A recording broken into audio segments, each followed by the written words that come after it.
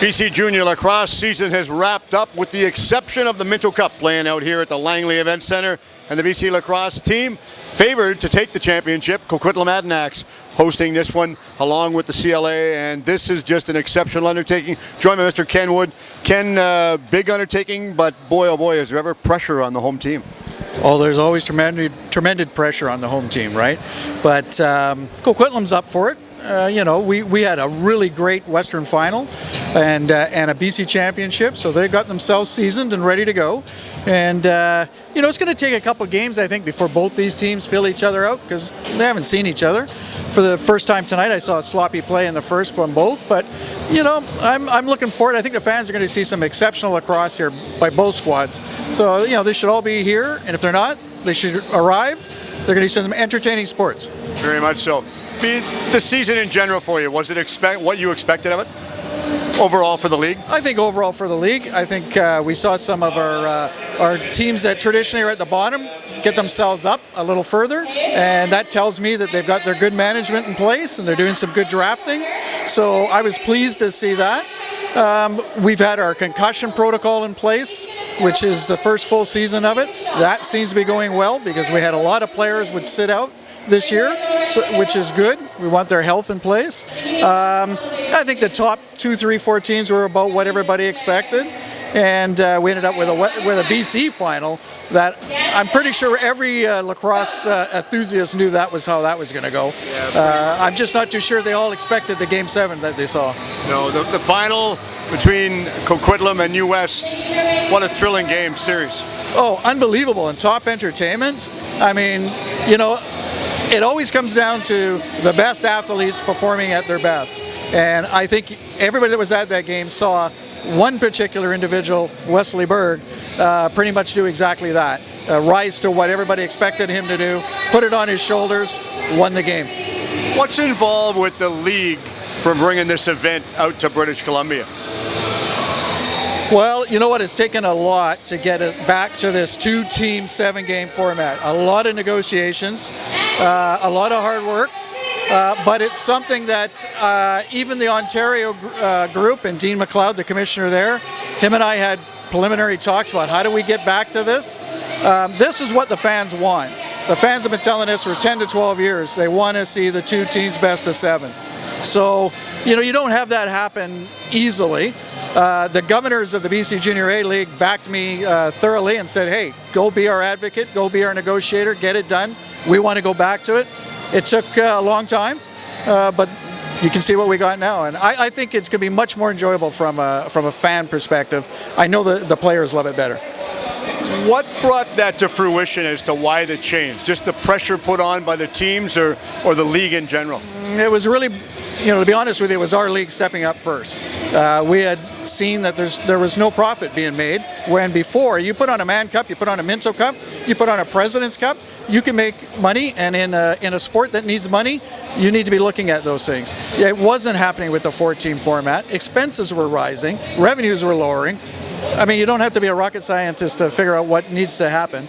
But, you have to respect the fact that we have to grow the Junior A game as well.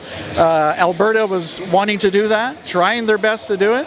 I think 10 years was a good, shall we say, testing out period. And I think we saw the results. I think it would be better in the future that we see maybe them coming into our league, playing within our league, and that way they get better. And we stay with this 2-team format, East versus West. Doesn't help doesn't hurt rather, having the Vancouver Stealth in the area, playing out of the Langley Event Center. A lot of players, they want to go from this level on to the next level. That says so much about the growth for lacrosse. Oh, absolutely. Actually, we were ecstatic that the NL came back to Vancouver and that the Vancouver Stealth are here. It's very important that we had the Ravens here in their time. It's also extremely important that the Stealth are here. It is a promotional tool as well as for the players to see where they can go, but it's also the younger kids see, hey, I can play up there in the pros one day. Those are the pros. So it's all it all comes together in the same parcel. So we were really excited to have them back. They've been great partners to the BC Junior A community, and we look forward to a bright future with them around. I commend the league and the teams in the BC Junior A lacrosse for their involvement. with the minor program, regardless of the area and the team they're with. Oh, and that has always been the key. Even when I played, it was the key. Is the junior players going back and coaching, and all of our teams probably can point to 5 or 6 guys on, if not more, on each one of their teams that go back and coach in minor. So important, because you're learning the game from the guys that are playing it, not from dads. No problem with dads, but if they haven't played the game at this level, it's completely different. So it's very important. That's how hockey grows, that's how soccer grows, and that's very much how lacrosse has grown, even up to this point.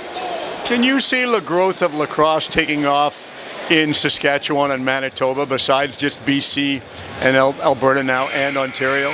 Oh, absolutely. I mean, we're having discussions right now about the possibility of forming a more national junior program based along the lines of what Junior A hockey is doing already. And we use that as the model so people get the idea of what we're talking about. Saskatchewan has a team. Are they ready? Are they capable of winning a Minto Cup? They'll tell you no, and most people will tell you no. But how are they ever to get there if they're not playing with the level of competition that you see out on the floor here? You can't do it. We already proved it through Alberta. When they played in a league of their own, and then you ask them to come and play at a Minto Cup, and so you're asking them to play basically a normal speed and then come to the NASCAR speed. You can't do that. So Manitoba's got a little bit more years to go, but we're trying to get them as well. Quebec, we've had great conversations with Quebec, and Quebec's saying, you know what, we understand we may not be competitive, but we got teams and we'd like to get in on this. And I'll tell you right now, Steve, the only way lacrosse, in my personal opinion, grows is if Junior A grows, because we feed the Senior A teams and the pros. You get more kids playing, they've got more talent to choose from, and our game will only grow. So we're having those conversations. Again, long negotiations, long talks. How do we do this? How does it happen? You got to understand, we're not hockey, so you know they got to get their heads around how do you travel, what do we do with the players. But if they can do it in hockey, we can do it in lacrosse. We just got to say, let's get it done. Don't tell me why we can't. Let's say, let's get it done. And no such thing as saying we can't do it. No, I personally don't like when I hear that, because then I get my dander up even more, because there's no reason why we can't. And the only reason we can't is because we don't want to. Well, now we're running into a lot of people that have played the game before, that are living in Quebec, living in Saskatchewan, are saying, no, we want to.